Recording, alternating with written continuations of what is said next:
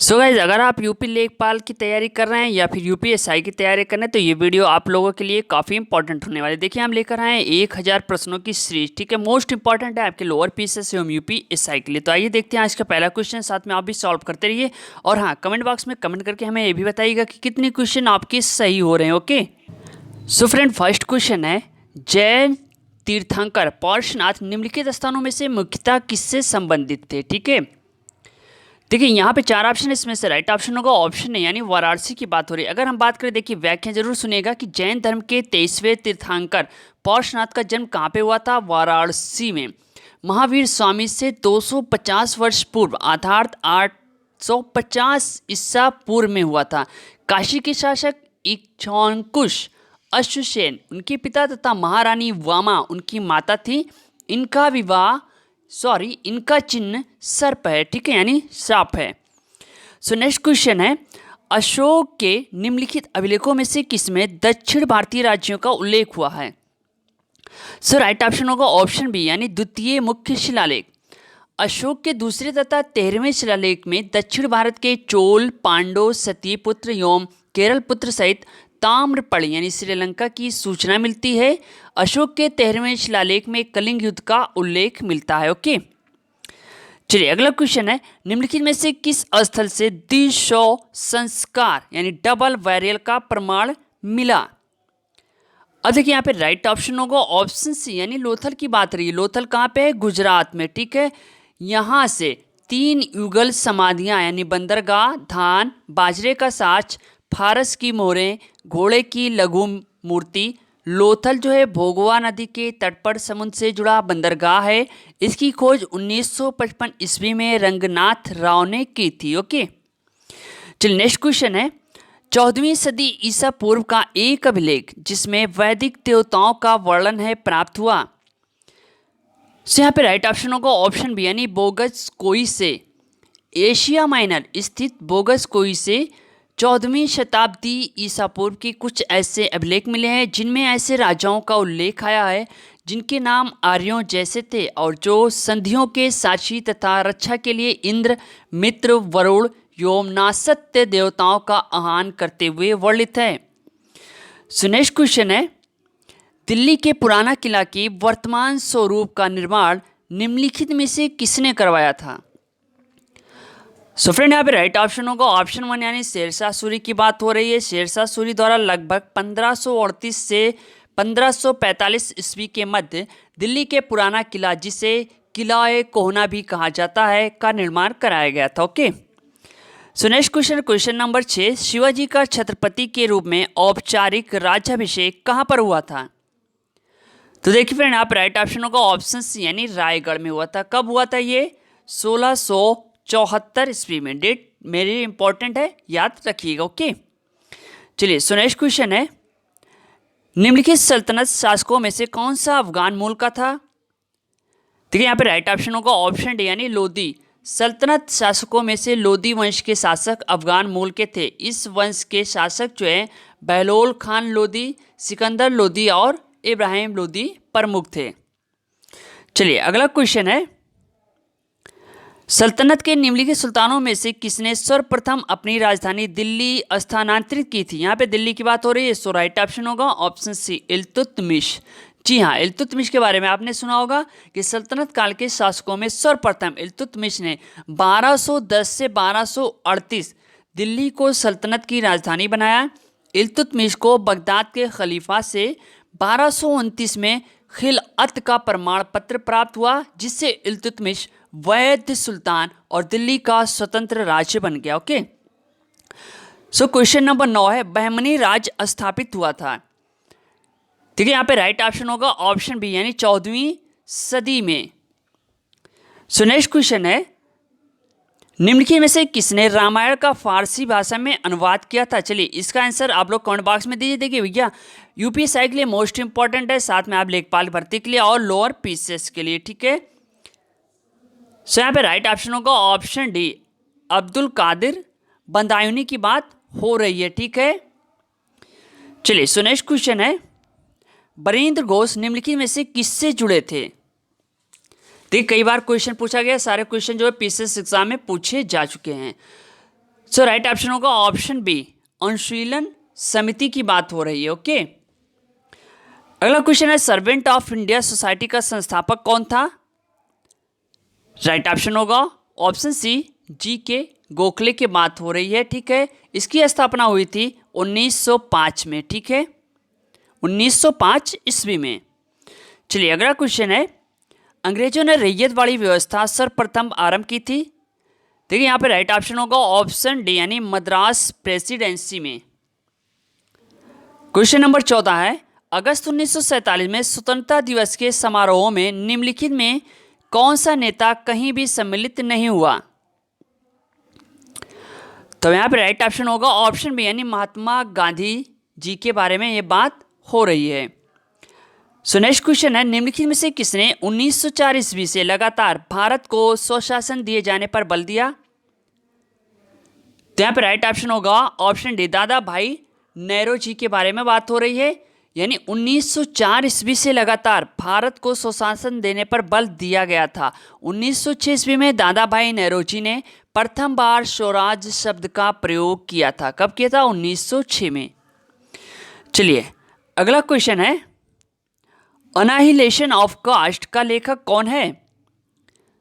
तो यहाँ पर राइट ऑप्शन होगा option B, doctor BR Ambedkar. ठीक है, ये प्रकाशित हुई थी 1936 में, 1936 में। ओके, चलिए अगला क्वेश्चन है, निम्नलिखित में से किस आंदोलन में महिलाओं की भागीदारी सर्वाधिक मानी जाती है? तो देखिए यहाँ पे राइट ऑप्शन होगा ऑप्शन डी, भारत छोड़ो आंदोलन। सभी को मालूम होगा। चलिए अगला क्वेश्चन है, सुभाष चंद्र बोस ने फॉरवर्ड ब्लॉक की स्थापना की थी? सो राइट ऑप्शन होगा ऑप्शन डी, यानी 1939 में। कहाँ पे? त्रिपुरी संकट के बाद कांग्रेस की अध्यक्षता से त्यागपत्र देने के बाद सुभाष चंद्र बोस ने फॉरवर्ड ब्लॉक की स्थापना की थी। यह संगठन वामपंथी विचारधारा पर आधारित था। ओके, सो नेक्स्ट क्वेश्चन है, जवाहरलाल नेहरू के अधीन एक अंतरिम सरकार का गठन कब हुआ था? देखिए यहाँ पे राइट ऑप्शन होगा ऑप्शन सी, यानी 1946 को अंतरिम राष्ट्रीय सरकार की घोषणा की गई थी। 2 सितंबर 1946 को इसका गठन हुआ था। सो नेक्स्ट क्वेश्चन है, निम्नलिखित कोयला उत्पादक राज्यों का उत्पादन 2014 के अंतिम आंकड़ों की दृष्टि से सही आरोही क्रम में होगा? तो यहाँ पर राइट ऑप्शन होगा ऑप्शन ए, छत्तीसगढ़, झारखंड, उड़ीसा और महाराष्ट्र। सो नेक्स्ट क्वेश्चन है, भारत के निम्नलिखित क्षेत्रों में से किसमें भूतापीय ऊर्जा स्रोत नहीं पाए गए? राइट ऑप्शन होगा ऑप्शन बी, यानी गंगा डेल्टा के बारे में बात हो रही है।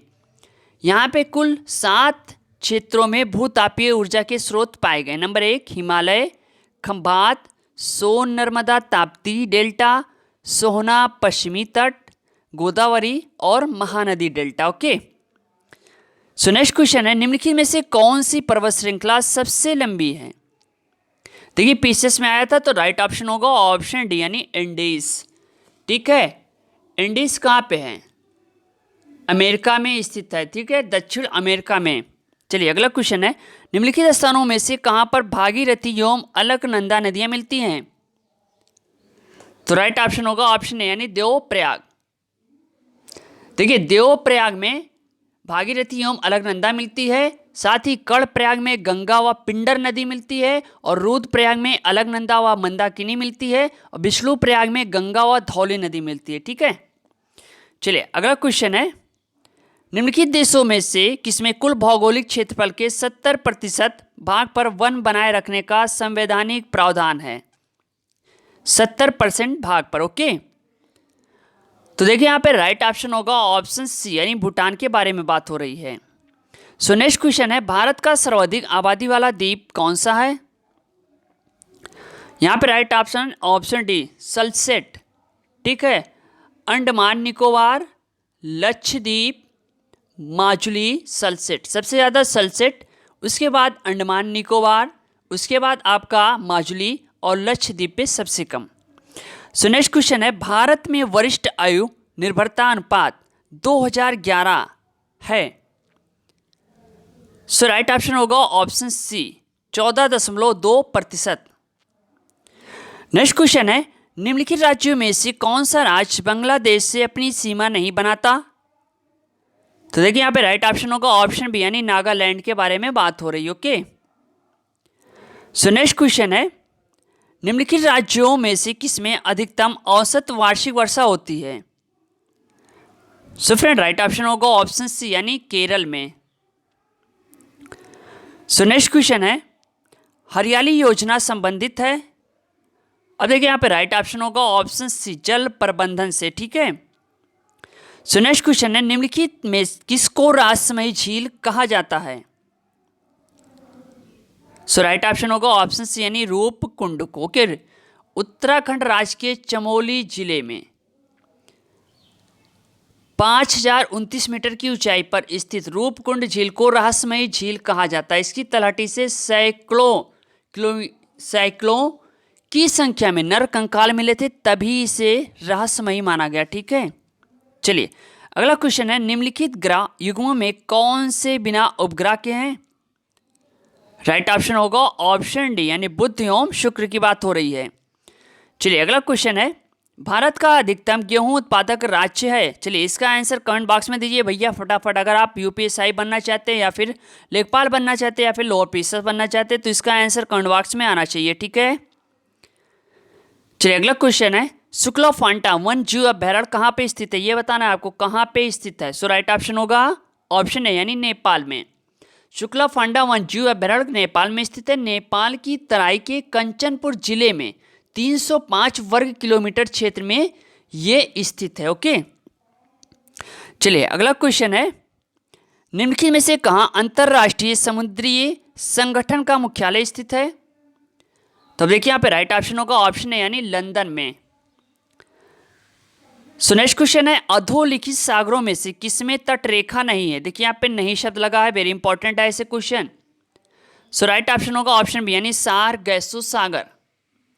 समझ गए कहाँ पे है? उत्तरी अटलांटिक महासागर में 20 डिग्री सेल्सियस से 40 डिग्री उत्तरी अक्षांश तक 35 से 75 अक्षांश के मध्य स्थित जल क्षेत्र को सारगैसो सागर के नाम से जाना जाता है। ओके, चलिए भैया अगला क्वेश्चन है निम्नलिखित देशों में से कौन सा विश्व का द्वितीय बृहत्तम कहवा निर्वातक देश है? तो यहाँ पर राइट ऑप्शन होगा ऑप्शन सी यानी वियतनाम के बारे में बात हो रही है। सो नेक्स्ट क्वेश्चन है टैगा वन विशिष्टता है? राइट ऑप्शन होगा ऑप्शन डी यानी समशीतोष्ण क्षेत्र के बारे में। समझ गए, टैगा वन समशीतोष्ण क्षेत्र की प्रमुख विशिष्टता है। इस प्रकार के वन 50 अंश से 70 अंश उत्तरी अक्षांशों के बीच उत्तरी अमेरिका और यूरेशिया के उत्तरी भागों में मिलते हैं। चलिए अगला क्वेश्चन है निम्नलिखित में से कौन सुमेलित नहीं है? ठीक है, यहाँ पे राइट ऑप्शन होगा ऑप्शन डी गिब्सन यानी ब्राजील। ऑस्ट्रेलिया के पश्चिमी भाग में 1,56,000 वर्ग किलोमीटर के क्षेत्रफल में गिब्सन मरुस्थल फैला है। ठीक है, कहाँ पे है? ऑस्ट्रेलिया में। गिब्सन कहाँ पे? ऑस्ट्रेलिया में। ब्राजील में ये नहीं है। चलिए अगला क्वेश्चन है एक नगर किसी ग्राम से भिन्न होता है? नीचे दिए गए कोड का प्रयोग कर सही उत्तर चुनिए। Question number 39। सो राइट ऑप्शन होगा ऑप्शन डी यानी ये सभी सामाजिक मूल्यों के संदर्भ में, पारिवारिक संरचना के संदर्भ में, रहन सहन के तरीके के संदर्भ में, आर्थिक क्रियाकलापों के संदर्भ में। ओके, तो option D is the right option होगा। चलिए नेक्स्ट क्वेश्चन है शहरी वृद्धि सूचक है? अब देखिए यहाँ पे राइट ऑप्शन होगा ऑप्शन ए पहला और दूसरा। कुल शहरी जनसंख्या में बढ़ोतरी और शहरी केंद्रों की संख्या में वृद्धि के बारे में बात हो रही है। ठीक है, चलिए अगला क्वेश्चन देखते हैं वैश्विक तापन के लिए सर्वाधिक उत्तरदायी गैस कौन सी है? तो भैया यहाँ पे राइट ऑप्शन होगा ऑप्शन यानी कार्बन डाइऑक्साइड तथा मीथेन के बारे में बात हो रही है। ओके, साथ में क्लोरोफ्लोरोकार्बन भी है, ये भी ध्यान में याद रखिएगा। चलिए अगला क्वेश्चन है पर्यावरण अनुकूल उपभोक्ता उत्पादों को चिन्हित करने के लिए सरकार ने आरंभ किया। तो यहाँ पे राइट ऑप्शन होगा ऑप्शन बी यानी इको मार्क। चलिए नेक्स्ट क्वेश्चन है नगरीय अवस्था में निम्न में से कौन सा एक सम्मिलित नहीं? देखिए यहाँ पे नई शब्द है, वेरी इंपॉर्टेंट, सो राइट ऑप्शन होगा ऑप्शन सी यानी स्वच्छता।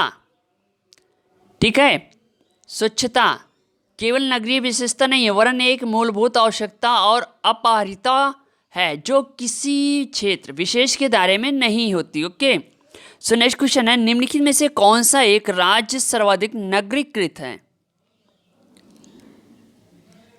सो राइट ऑप्शन होगा ऑप्शन डी यानी गोवा के बारे में बात हो रही है। भारत का सर्वाधिक नगरीकृत कौन सा है? गोवा।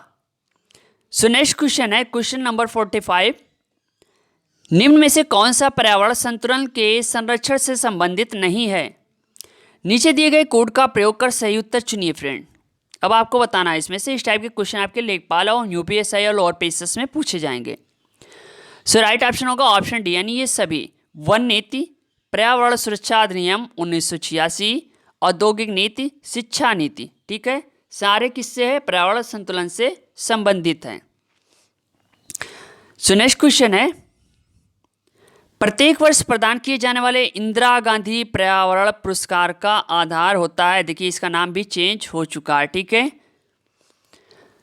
सो यहाँ पर राइट ऑप्शन होगा ऑप्शन ए पर्यावरण के क्षेत्र में सार्थक योगदान।